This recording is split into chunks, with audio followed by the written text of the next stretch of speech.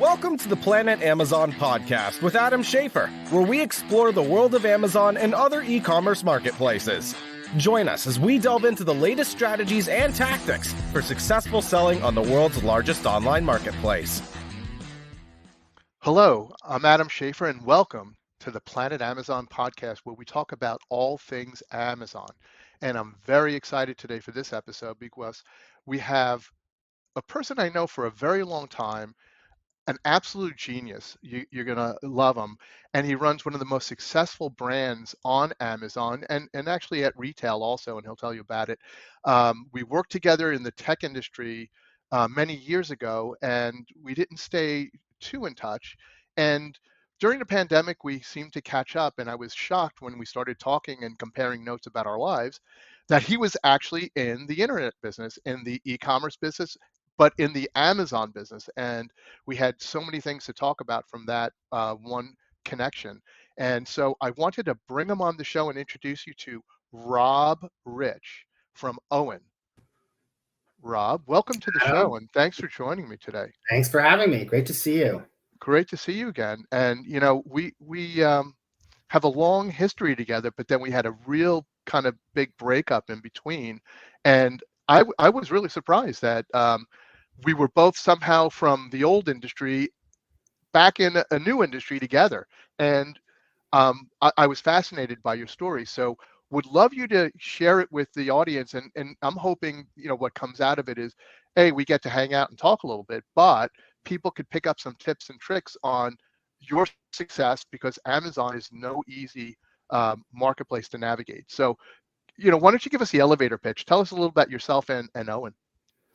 Well, I started doing this 30 years now, Ian, which is pretty hard to imagine, because as early as 1993, I'm doing electronic commerce. It just seems like if I was to make any kind of a explanation for my career, it really is around e-commerce. It wasn't about any one industry. I was in tech, computers for 10 years. You know, that was the 15 years. Those were the things that, you know, were selling back then. In my early days, I started my own company where you could reach out to find your long lost friend or family member. This is like 10 years before, you know, Facebook. This is 1994. It became ussearch.com.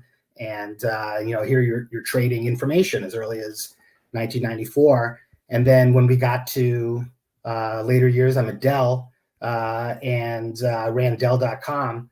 And so suddenly you're in a much bigger scale. And then eventually kind of where you and I ended up in this world of electronics and Apple Computer with Mac Mall and PC Mall, the old cataloger, and making its change from big millions of catalogs going out to electronic commerce and selling online. And so, you know, after we did that, I entered into a new industry altogether, which hadn't really done any kind of e-commerce, which was furniture and home furnishings. And I was doing that for a few years, and, you know, built a, you know, huge Amazon business, $40 million, $50 million business in 1 year, with the largest importer and wholesaler of furniture and home furnishings in the country. Had been around for 40 years, very successful, private equity owned company, but all wholesale, selling products to retailers and never doing anything online. So I created an entire online business. And so in 2017, I'm on the board of directors of a national nonprofit regarding food allergy research and education. I have a peanut allergy. I'm literally the oldest surviving peanut allergy sufferer in the country, you know. And I'm on this board, and I'm speaking with this other board member whose son has a severe allergy. And he's asking me what I did. And I said, I do e-commerce. And he says, hey, I need that. And this guy, you would never really know his name, but he's like the king of snacks and drinks, food and beverage. You wouldn't believe it. He's probably in the last 10 years done 8-10 companies that he created from nothing and sold in no less than $200-300 million, some of them over $1 billion. So billions of dollars in food, snacks, and beverages that you've all heard of: Skinny Pop popcorn, you know, for example, veggie straws, these kinds of things. In any event, he's got this kid with food allergy, and he's involved in the charitable cause. I'm the only board member with a food allergy. And he's starting this beverage, OWYN, Only What You Need, OWYN for your listeners. And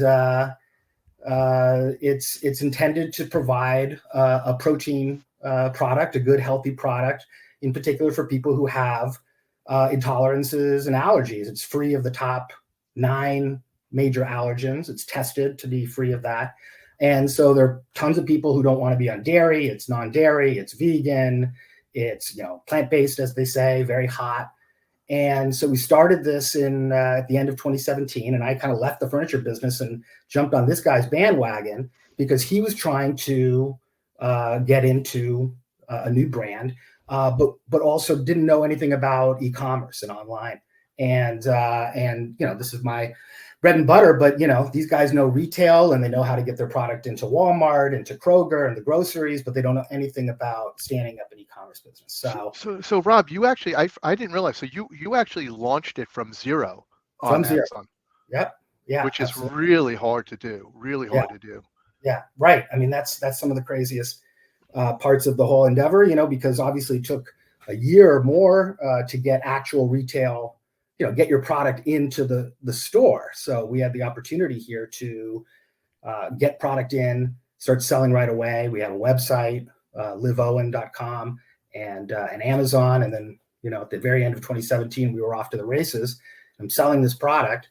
Now, I would say, just speaking of, the getting into the Amazon business, there were a lot of considerations that I needed to needed to lay down the law, so to speak, with my own company about if you're going to do this, you need to understand how this thing works, because I just come from a situation in the furniture business where, we were, to step back and just think about these guys and the learnings from them.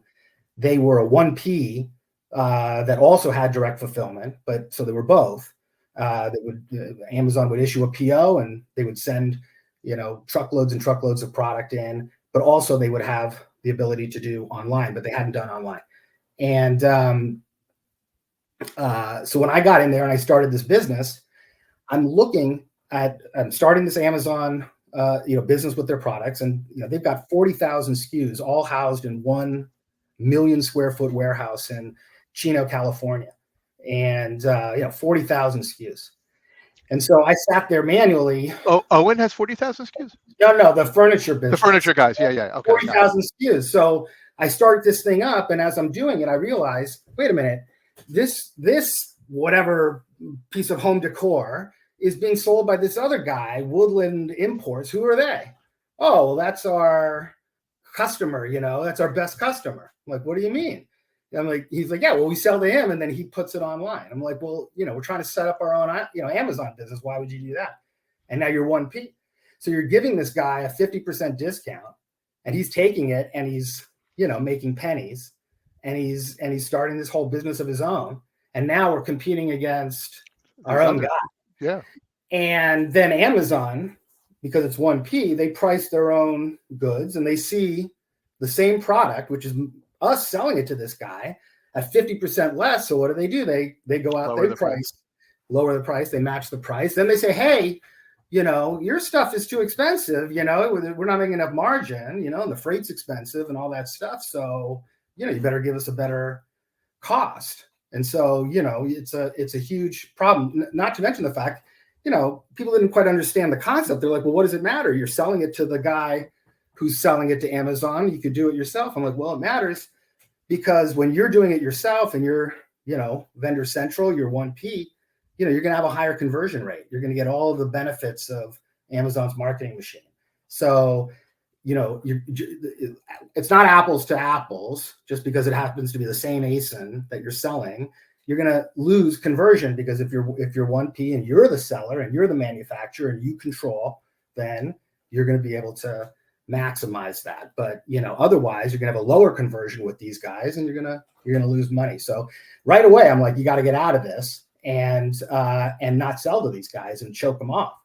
So when I go to the beverage business, I have to explain to them that you can't just, if you get into trouble with your product and you overproduce and you undersell and you want to liquidate it, it's going to screw your e-commerce business up, because you're gonna dump it in Miami somewhere, and it's going to end up online, and it's going to come back and haunt you. So these kinds of So what did you wind up doing, Rob? Like, so from your experience in the furniture business, you come to now this startup on Amazon, and you got to launch it.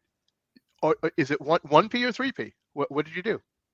Oh, 3P all the way. So there, I was insistent that you go 3P, even if you wanted to go 1P. And tell me why. Tell everybody why you thought that was the best way to go. Because, first of all, maybe at a startup, maybe Amazon might not have been that interested in buying direct, but assuming they were, that's always the big question. Am I 1P, 3P, hybrid, or do I let all these other sellers just sell the hell out of my product and destroy my channel? Yeah. I mean, I think that there's always going to be benefits of going 1P, which are clearly that you get the marketing muscle of Amazon. If they want it, they buy it. The economics can be better. It really depends on the weight of the product and the cost of freight. It could be different for different industries. So in beverage, it's tough because this is a heavy product, and that involves a lot of cost, which you bear when you go 3P, and you wouldn't necessarily bear, although it is a major consideration, going 1P. So you'd say, hey, that advantage 1P. The big negative could be that if you don't have price discipline in your channel, or if you're worried that you may not have price discipline in your channel, and you're trying to make a name for yourself in retail, and you're going out to Walmart and Target and Kroger and these guys, well, they're going out with really low price goods, and they're forcing you with even lower margins. Right. And they're expecting to be able to go out at prices that are much lower than what you would want if you're going to be 3P, or 1P, regardless, there's a margin that you're trying to hit. And so you could be in a lot of trouble, if you don't make the right choice there. And if it turns out that you give up with 1P, you're giving up pricing control. So with 3P, you can actually set your own price, but with 1P, you're selling to Amazon at a contracted price, and they set the price. And so if anything goes, right? If you have channel discipline and you have ways to sort of support your pricing through like a MAP policy, for example, which we can talk about. It's an interesting approach, and how you use it or don't use it and the benefits. But there are ways that you can try and control your channel to ensure that you don't get yourself in a situation where, if you are 1P, that Amazon is able to, or will in fact, lower the price to the point where it no longer becomes economic for you. And then where are you? They set the price low. It's too low for you to want to do business. Yes, you can get volume out of Amazon, but what good does that do you if you're not making the profit that you require? Well, so also if you're pissing off the rest of the channel, your other retailers. But so you say you went 3P. That's cool. I mean, I'm obviously I love 3P. I definitely think sometimes hybrid, depending on the weight, like you said, is important. But so now you're 3P, but you're still at 0. So before we even get into how the hell did you get velocity? Yeah. Because your products are best sellers. I see a lot of the tags, the badges, but how are you fulfilling it? Are you guys doing FBM yourself, or are you shipping an FBA? No, we've predominantly done FBA, and again, that is what constrains the profitability to an extent, because it is expensive and complicated. You have to sticker in a certain way and get the product in there. It's a real pain in the butt, but it's the most efficient way to go, because if you're FBM, then you don't get the benefit of the Prime badge, which is critical for having a high conversion rate. So you may feel like you can, and again, it depends on freight and where you are. We're a heavy product, so if we're located in New Jersey and I got to send the product over to California, it's going to be very expensive. Perhaps not so bad if I'm New Jersey to New Jersey. The benefit of Prime and FBA is that you get your product into Amazon's network, and they're clearly the most efficient at distributing product as close to where it needs to be at the best price possible, but they do have you over the barrel. I found their freight rate still like better than no matter what we would get, UPS, FedEx, like, right. So we have seller fulfilled Prime, but you're talking about big bucks when you're starting to ship heavier stuff. And Yeah, but I want to add one thing, Adam, that this allowed us to build a very big website business. So from the beginning, we had this website business, but we were having to ship it out of the office, right? We had the secretary sending a case of product, or like, we got to do something here. And I discovered MCF, which is multi-channel fulfillment. And this is a program that Amazon has where they're basically you take the inventory that you already have in FBA, which is your own consigned inventory, and they fulfill it for you, and the pick, pack, and ship cost with the box and everything. So they're your 3PL. Oh, and it's by far the most economic way to get to send product, heavy, light. Well, I will say that when you get to about like 3 cases, then if you're in New York and you have a place in New York, you're sending to New York, it could be cheaper. Or if you're in California, you're sending to California, it could be cheaper. But for a 12-pack case of drink, 24-pack case of drink, or light stuff like a protein powder, like a pound or 2 pounds, there's just no better deal than Amazon MCF. The flip side is COVID. So when COVID happened, everything flipped, and FBA was toxic. Because they couldn't get anything out the door, you couldn't get anything in the door. And so if you had FBM and you had the ability to fulfill by merchant and get your product out the door yourself, you could actually win the buy box and the listings and everything. It was a cockamamie time, crazy, but it forced us to think that, oh, wow, Amazon's got us here. There are, this is where we sell. It's also our fulfillment for our website. It's like we put 100% of our eggs in this company, and they fell short. We can't rely on Amazon; they'll kill us. So you can't. So were you able to now ship hybrid?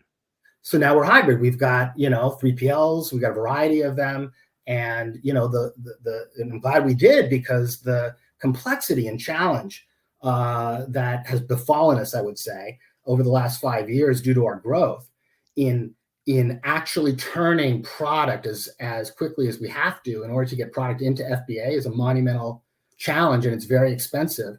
And we're at the point now where this is where you have to consider the benefits of 1P over 3P. And we're actually now at that point. We're actively in, let's say, negotiations with Amazon on the very subject. So we can talk about that. It's an interesting moment. So you're actually thinking about going back? Yeah, because look, we are by far the largest beverage company on Amazon on 3P by a long way.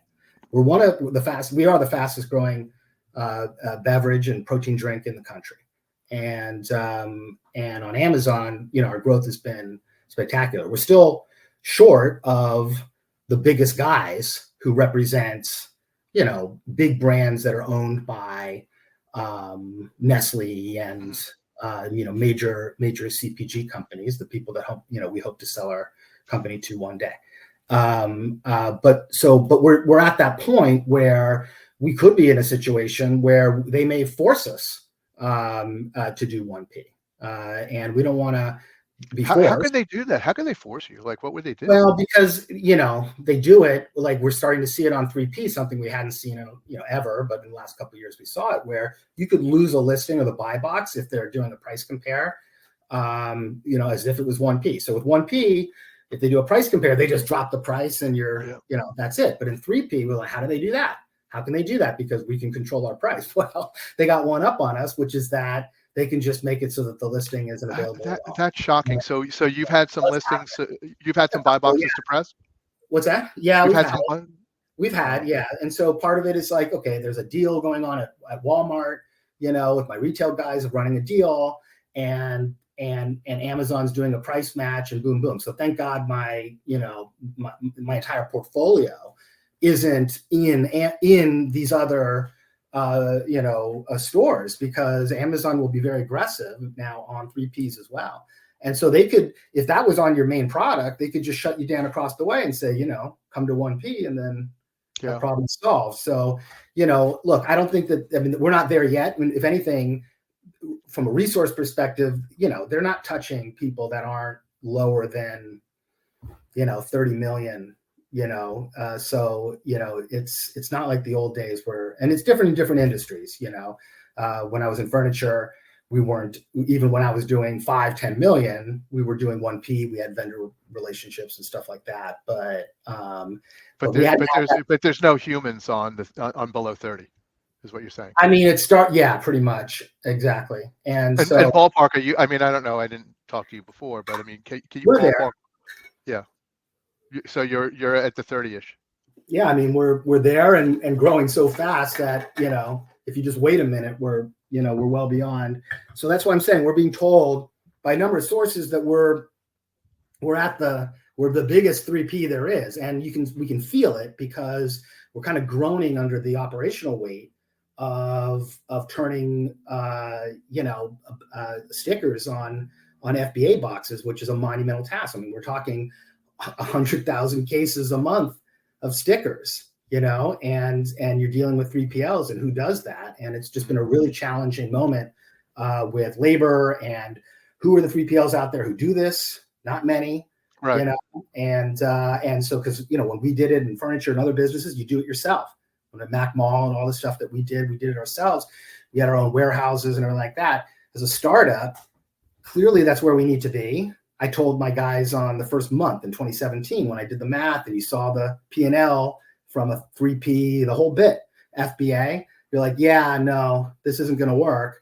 Eventually, you're going to have your own, your own warehouse and a forklift and some muscle, right? It's not fun, but sure, makes sense. So, the challenge of having to, even with 1P, you're going to have to do stickering. But there are programs that they have, where you pay them, yeah. So it makes sense. But to do like a full pallet, you could wrap a whole pallet. You don't have to sticker every box in the pallet. I mean, the cost savings there alone. In any event, the economics of moving to 1P are tremendous. We can see a huge potential upside in unit velocity. We think that we can make a lot more money than we ever did before. But aren't they going to want a wholesale price and then other charges and fees from you? That's not going to. Great point. And those are the major gotchas that would want us to sort of stick around with 3P as long as we possibly can, because for two reasons. One, as you say, operationally, and this is a critical point. In 1P, if you're not turning around your product, particularly with wholesale 1P, you're sending your product after they give you a PO, you got 48 hours to turn that around. And if you're late or if there are damages, you get a whole bunch of chargebacks. It messes up your P&L. You don't think you're getting the money. And then after a year, they're going to come back to you and hit you up with higher allowance requirements for returns and freight and all these other things. And then you're still at their mercy in issuing a purchase order. And so if you've got issues with your own supply chain in getting product in and keeping certain SKUs in stock, and you're not flush in working capitals, you don't have an unlimited amount of working capital to deploy to make sure that you're not out of stock, right? And if you don't have that product and it messes with their algorithm and then they don't send you the right PO, and it's just like, you don't have any of that with 3P. It's like you manage your own forecasting, supply chain, you send it in. But it also is a major drain on working capital because it's taking, 100 days to get from the point of manufacturing to get it available for sale. It's a huge cash suck. It doesn't matter whether they buy it or you ship it up there. Just getting the product to Amazon eats lots of weeks. Yes, and that to me, and so that's the challenge that we're up against, where you look at the efficiency, the inherent efficiency of Amazon's logistics network and getting your product into the right place at the right time, ready for sale to the consumer. And don't forget, subscribe and save and the benefits of so talk about that, because when we talked about it, most people, I shouldn't say most people, it depends on the type of product, but when you sell on Amazon, you don't really own the customer, but your brand on Amazon, it's a great promotion for your brand. So it really doesn't matter if they buy it from Amazon, as long as they're buying your brand, they could buy it anywhere.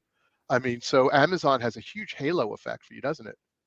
It does. It's also vice versa. So, we really are truly omni-channel. And so we've seen the growth in our business piggyback each other. Prior to COVID, we started with e-com because we didn't have retail, and suddenly you're in retail, and then the retail starts to lead into sales online, and then COVID happens, and then retail falls apart, and online goes crazy, Yeah. and then online still is going crazy while retail is now, going crazy, and retail going crazy is now buffeting e-com, and it's sort of this virtuous cycle. But yes, I mean, being on Amazon, is extremely important for the brand. Well, and the beauty of having a product that people continue to use over and over again, where you sell a computer and you got to wait the next couple of years, maybe they'll buy one or they'll buy an accessory, but it's different. People are buying your stuff every day, every week, every month, whatever their schedule is. So how does that work with the subscriptions? I mean, that's pretty interesting. Is that economic? Does that work for you guys? Oh yeah, I mean, subscribe and save is hugely beneficial both on Amazon and on our website. We're very robust, and the reality is that the lifetime value of a customer who subscribes is significantly higher than those who don't, and that's with a big discount. That's even if you say 50% off your first subscription. You get them in, and then there's a habit, and it just keeps on coming. Now you still have to contend with. Do you have a good product? Does it taste good? Is it something that repeats? So part of our initial success on Amazon was really related to having a quick understanding as to what the repeat rate of our products were. And, as you say, these aren't our customers. And so how do you do that? Well, there's a trick. What you do get from Amazon is a hashed email address. Mm-hmm. Okay. Well, that hashed email address, if you're Adam Schaefer and you've got your login to Amazon Prime, and they give me your hashed email address when you buy OWYN, when you come back a month later or 2 months later and use your login, I'm getting the same hashed email address. So you're able to match. So I can do identity resolution. So you can't talk to me, but you can actually see how many people are coming back. That's genius. I can do an RFM analysis, recency, frequency, monetary. I can understand what's the repeat rate of people who buy this flavor as their first flavor. So when we started to see that, we could see, first of all, we have a very high repeat rate. I mean, well over 50% of our customers repeat, which is, crazy high. Then the next product. Yeah, it's a great product, and that's the key, right? So if you don't have a good product, go away. In fact, we would identify through reviews and through this analysis that, hey, we got a flavor here in tropical and matcha powder that nobody cared for. The repeat rate was poor, and it was a kind of a canary in the coal mine for the entire business to say, hey, let's kill this thing because it's not good for the brand. It's not going to have the same profitability over the long haul. You got to stick with your winners. So, even though things are sort of hidden in the Amazon world, you can glean good information. Now with 1P, you lose that string altogether. So that's, I think at this point we understand your business behavior of the customer and the number of repeats per repeater and all the good stuff that tells you that you've got a winner. So, again, there's a huge number of positives that can be associated with going to 1P, but what gives us that, trepidation, number one, is operational. Can you deliver without flubbing up so that you're going to get all these chargebacks and it's not worth your while? Revenue, as you say, will be reduced relative to what your investors expect because, it's going to be wholesale price now. So my top line is going to be reduced per unit, presumably. The question is going to be the elasticity, and will I have a big, uptick in unit velocity? And that we believe we will. And it's going to be a huge win for us. And so that's kind of where, where our head's at. And now it's going to be a question of this negotiation, which, I don't expect Amazon, maybe they're listening, but it doesn't matter. It's like, it's a long negotiation. That's what and we see that what we're seeing is that the brands we talk to and we work with, they're selling 1P, but they're getting squeezed every single year. You talked about this annual review, and they want more here, lower here, and it's hard because the margin's got to come somewhere, and then there's still the promotion. So let's take a step back for a second.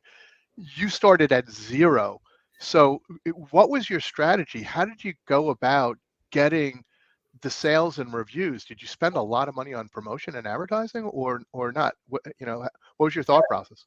Yeah, I mean, for sure, advertising was a key component of it. But before you even get to advertising, like I said, you got to have a good product, know that the products that you have are good, the listings have to be right, all of your presentation, the imagery, all of those components have to be, in line and correct.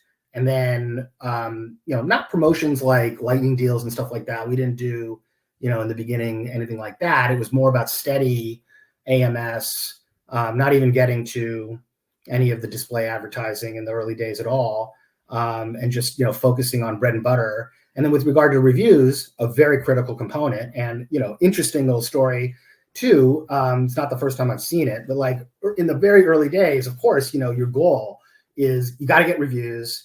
They have to be positive because you're going to get a negative review. So if you only have 10 reviews and then suddenly 2 of them were negative, you got a really bad score. You really need to have a 4.5 stars to succeed in this game, in any game. And so what you really need is a big denominator. So you want to get as many reviews as possible. And so there's always this tendency for people to cheat. And I had within a week of starting the business, we had a shutdown. Amazon shut us down completely.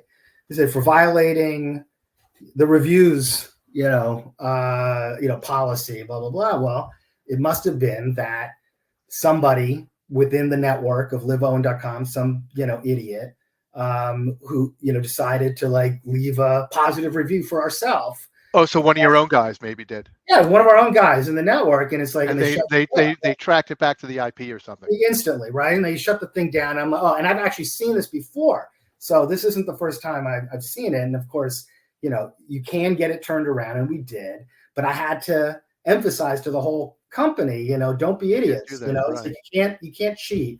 You can't. They take this stuff seriously. They're going to shut you down completely, and it's like, what's the point? But so I guess if you're going to cheat, great experience. You better have a friend of a friend of a friend and stay as far away from your network as possible. But we've seen some of the biggest players on Amazon get kicked off for that. I mean, I'm still, there's still great scammers out there that know how to play the game, but it's not worth it at all. I mean, they shut down billion-dollar businesses. So I was always worried about that, and I have one of my best friends. Had been at Amazon for 20 years, and he was a top guy, like a vice president, top guy. And whenever I go into Seattle, I'd see him, and I complain, how things going. I complain about this or that. Oh, for Amazon, I got 3 trucks. I can't get out. I can't get. It's just sitting there in the yard. 3 weeks. They won't release the PO. I don't know what to do. He goes, why don't you ever call me? I can help out. And I'm like, No. It's like, I'm not going to call you for that. I mean, that may cost us a lot of money, right? But it's for the moment when I've got a real business and then they shut me down. Mm-hmm. That's, in case of emergency, break glass, that's when I'm going to come to you. I'm not going to come to you for anything. Yeah. No, so, I mean, it's interesting that he has that much power, because it seems at Amazon, they're so compartmentalized. Nobody can get into anybody else's silo. But so keep that friend. That's a good friend to have. Well, he's gone now, so it's like, no. But he is the CMO of Chewy. So if you have a problem with them, I can point you in the right direction. So you're not selling OWYN on Chewy, right? That would be interesting. No, it's a good idea though. It's great for the dogs. I'm sure they'd love it. So now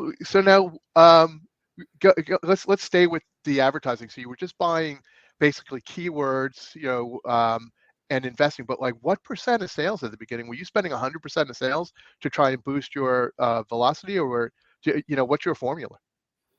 Yeah, no, I mean, it was high at first. I don't think it was that high. But in the early days, you're going to have to do that, obviously, to get some traction. But, those percentages come down quickly when you have a product where the people repeat, coming back to, as we say, subscribe and save, which you don't get right off the bat. Mm-hmm. It takes time. And then eventually, you get that subscribe and save, you just get a lot more, all those sales hit you first thing in the morning, 1 a.m.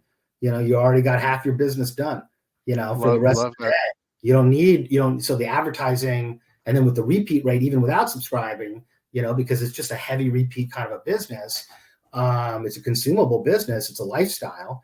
It really, it sort of feeds itself. And so naturally the advertising spend is gonna come down. And then of course, it keeps on, there's just goodness that comes from there because your ranking then goes up and, all the tricks of the trade with the search business. But, it's, it definitely is doable.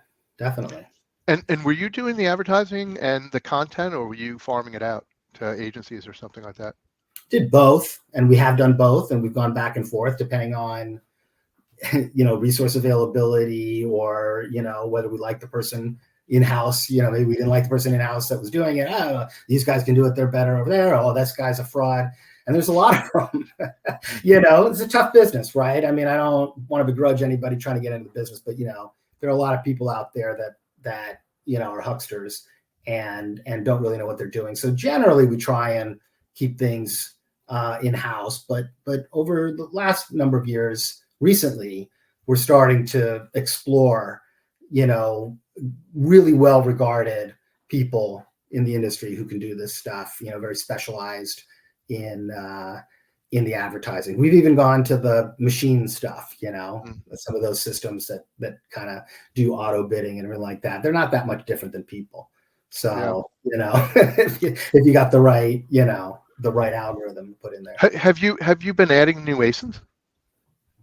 Not in this business, not too much. Some new flavors and stuff like that, just as we grow. So, we've got like maybe 20, 25 ASINs. What I do is sort of create multiples, new variety packs, new bulk packs, take a 12, turn it into 24 or 36, those little discount on the upsell, ways for people to, get a little discount for spending more. In this business, if you can get a higher average sale price, then, with the freight cost being as high as it is, you potentially can get a better return. So, interestingly, in the website business with MCF, you get a much better deal on that than you do with Amazon. So with Amazon, if you sell, say, a 36 pack, which for us is just 3 12 packs, our product comes out of the manufacturer as a 12 pack. You don't want to touch it after that. But, on my website, I can sell a 36 pack, but it's really, I'm just telling Amazon, MCF, send three to this place, right? But Amazon's pricing, MCF pricing, if, it has a discount when you have the second, the third, the fourth, the fifth unit. And so, the cost of a 12 pack from MCF ends up being inverted much lower. I didn't realize that. That's awesome. MCF than it would be on Amazon, because Amazon FBA, they're going to just charge you the same FBA fee for each of those units if you did that. So just, for what's I didn't realize. I mean, what a big help for, the direct business. I mean, just huge. What, so you mentioned the delisting or the, and buy box suppression, but what's been some of the biggest, I'm not going to say obstacles, because that would be negative, but I'm going to say challenges with Amazon at the OWYN company?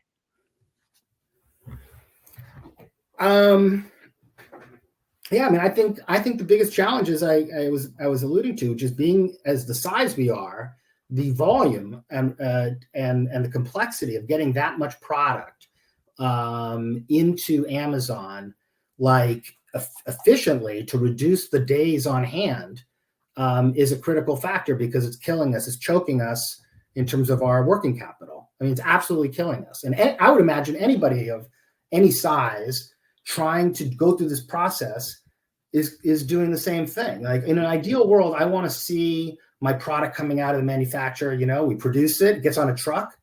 It's, to me, it's hot potato. Get it into a place where it can be converted, be sold, right, as quickly as possible. But the Amazon, the beauty and the benefit of the Amazon network, you get all of the cost benefits there, but you lose it on the prep and trying to get the product there, and then just the cost that it takes. And also, so there's a lot of complexity in managing freight routes and 3PLs, the scale of it, and how do I scale up this thing and deal with these guys having problems with their labor, right? To put a sticker actually 2 stickers, and in some cases 3, because you got a UPC, you got a sticker over it with an FN SKU, and then you got to have a carton label. And then, it's a nightmare when you think about it. And more often than not, I got 3PLs, mislabeling. You're paying these guys. No. And, so quality control and, so it's exacerbated. It keeps you up at night trying to manage that level of scale. And you do wonder, is it even at some point, like it's not scalable at all? Like Amazon's Seller Central 3P concept, FBA, I'm not so sure it works, over a certain size. Possible. Now we did it at Mac Mall, we did it. I started an Amazon business there. We were doing 50 million in Apple computers. So it's doable, but maybe, much higher ASP though, so a lot less units. And we were selling it and we were shipping it ourselves. Yeah, because we didn't do FBA. We were using FBA, and you weren't relying on, we were selling it because it was Apple and we could sell it for cheaper than Amazon. We were authorized, and that was it. That was the only reason we did well. So you didn't need Prime. In fact, I don't recall, No, not at all. We shipped it all FBM and it was straight UPS. Exactly. So it's, so I think that's the, I used to have one of our other businesses when I started with OWYN. We had a sister company from the ground up, which is the cauliflower snacks. We sold that business, last year. It's just doing tremendously well. They just bought Pop Chips. And so they're creating like a chip conglomerate or whatever. And I helped them, set up their e-commerce business, but it just doesn't work the same way when you've got snacks that you're selling in 6 bags of a box, and it's half the price of what we're selling with OWYN, and you still got the freight costs, and it's just like the economics and it just doesn't work. Does Amazon limit? We talk about FBA. Do they limit any of your space? I mean, have they been shrinking it, or is that not an issue? Yeah, they limit it in the sense that seasonally, of course, they put caps, which are very, very damaging. And there are caps, absolutely. And you're constantly having to, bust those caps open. And we do have to manage our business. If it was up to us, we'd pay the extra storage and get the product into Amazon, because of these sort of roadblocks in getting product in and the risk of stock out and all that stuff. Have you gapped out on any of the big SKUs? Oh yeah. Yeah. It happens all the time. Yeah. Yeah. That's I mean, and sometimes it'll happen, some of the time it happened a lot more during COVID than we've seen recently, but I'll tell you one thing that what they do, and it is, it's challenging, is that like you could have like 5,000 units of something, 10,000 units. And so you think you've got and it's there, they've got the product, but then they move it to in a status called FC transfer. So he's like, I got 10,000 units and I got 10,000 units in FC transfer. So it's not like available anywhere. You can't ship it anywhere. Right, but it's there. You're paying for it. You own it, but you can't sell it. Yeah, I mean, it's like, and then I'm trying, and then I need, and don't you hate that? It's and not only that, I've had them lose it.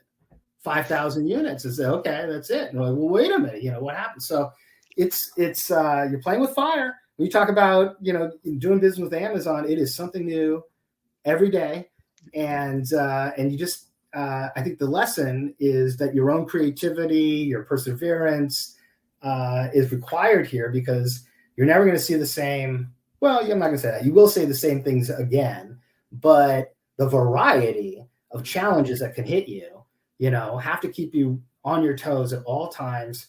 And, my lesson to myself, which I'm learning here, is that I have to be anticipating where my growth, ends me up next year and the year after. And it's hard enough to live day to day with these guys, but I got to think about what life is going to be like, in a couple of years. And I'm, I'm the same. Like I love them, but you struggle with them. But at the same time, what an incredible platform. I mean, can you imagine that you're talking about 30 plus million or whatever you're doing and growing, and that's because of them, because of you, but because they have that platform and those visitors and those customers, and make it easy. And they're helping you with your direct to consumer business.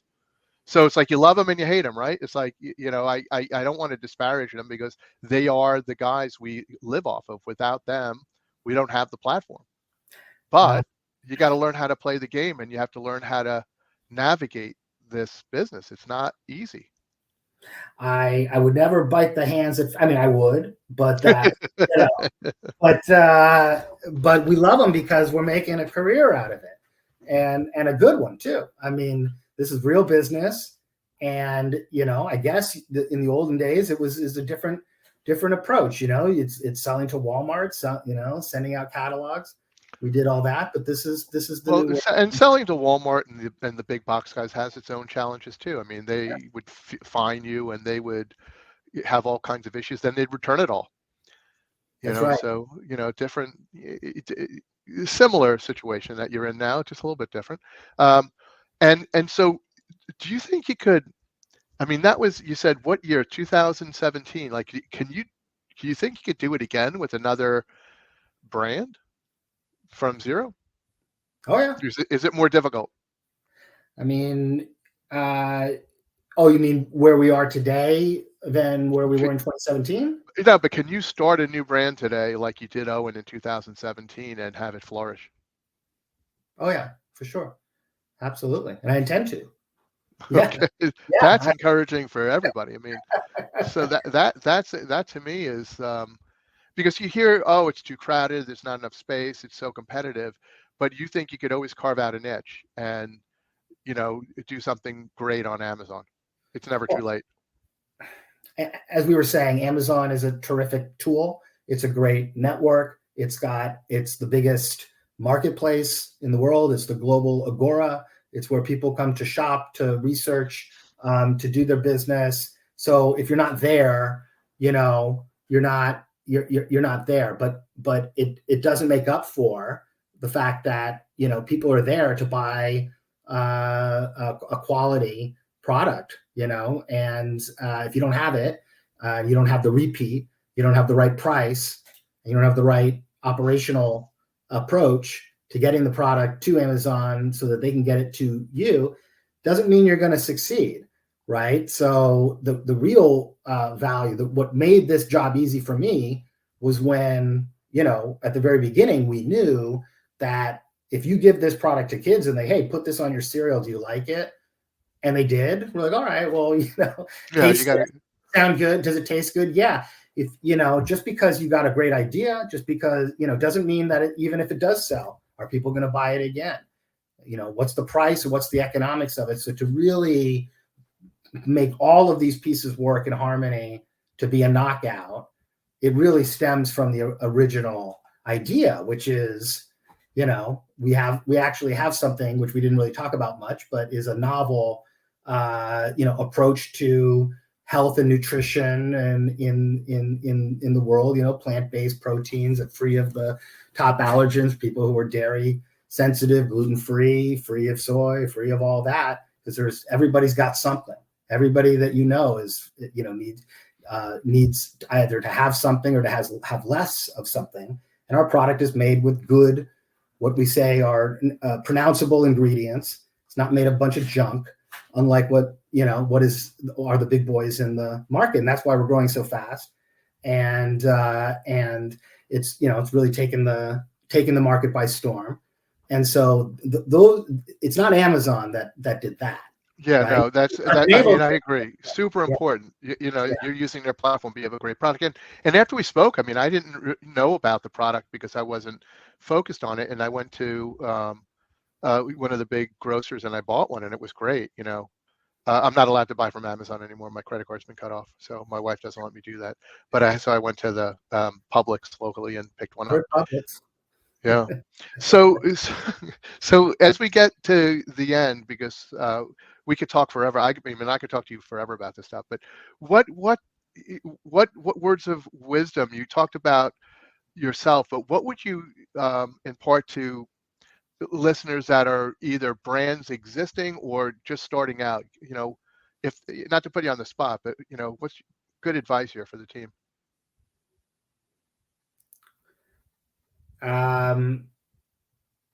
Well, you had me speechless there. Good Do advice. it. Good advice. Yeah. Don't get in my OWYN space. But outside of that, Right, exactly. Well, if you get in my OWYN space, good luck. No, I think the key, my advice is be honest. At all times, be honest with yourself and with your partners, and with respect to every aspect of your business. Sometimes that means that, do you have the right stuff? You have to question yourself all the time. Is the product going to be, my approach going to work? So always question that, because it'll make you better for it. great. And if somebody wants to learn more about OWYN, you had mentioned earlier, but you could say it again. What's the best way to go find out more about OWYN? Well, of course, it's an Amazon show, so you can type in OWYN on Amazon, or you go to LiveOWYN, LiveOWYN.com. Awesome. Well, Rob, I really, really appreciate you. I'm super impressed. I want to be you. I mean, you have a great business, so let's keep it going. And when you sell, let's talk. That's great. Okay. Sounds great, Adam. Thank you. Thanks again.